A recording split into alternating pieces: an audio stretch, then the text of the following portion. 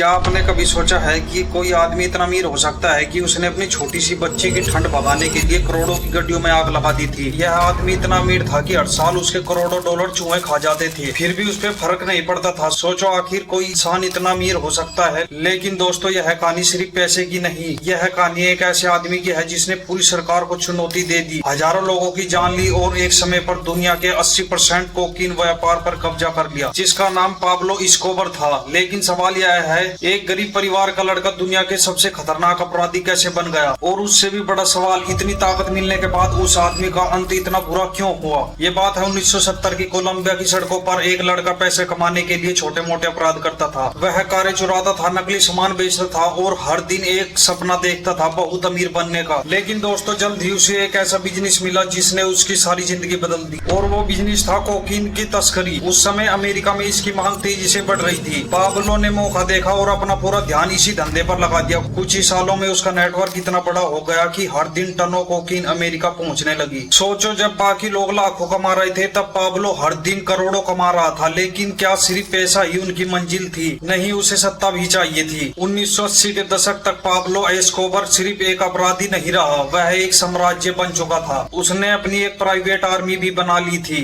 सैकड़ों हथियारबंद लोग उसके लिए जान देने के लिए तैयार रहते थे। उसने गरीबों के घर भी बनवाए, फुटबॉल मैदान बनवाए और लोगों की मदद भी की। इसलिए बहुत से लोग उसे हीरो भी मानते थे। लेकिन दोस्तों, एक तरफ वह गरीबों की मदद भी कर रहा था, दूसरी तरफ उसके आदेश पर बम धमाके हो रहे थे। जज, पुलिस अधिकारी, पत्रकार, जो भी उसके रास्ते में आता वह गायब हो जाता। तो आखिर असली पाब्लो कौन था? गरीबों का मसीहा या खूनी अपराधी? फिर आया उसका सबसे खतरनाक दौर। पाब्लो ने सरकार को भी खुली चुनौती दे दी। उसका एक मशहूर नियम था, प्लाटो ओ प्लामो, यानी पैसा लो या गोली खाओ। सोचो, जब किसी देश की सरकार भी एक आदमी से डरने लगी, तब उसकी ताकत कितनी बड़ी होगी। लेकिन दोस्तों, इतिहास गवाह है, जो जितना ऊपर जाता है उसका गिरना उतना ही दर्दनाक होता है। धीरे धीरे अमेरिका और कोलंबिया की सरकारें उसके पीछे पड़ गई, उसके साथी मारे जाने लगे, उसका साम्राज्य टूटने लगा। वह लगातार छिपता रहा, हर दिन उसे डर सताता था कहीं आज उसका आखिरी दिन न हो। और फिर 2 दिसंबर 1993 में एक घर की छत पर पाब्लो को भागता हुआ देखकर सरकार ने उसे अरेस्ट कर लिया। दुनिया का सबसे शक्तिशाली ड्रग किंग अब सरकार के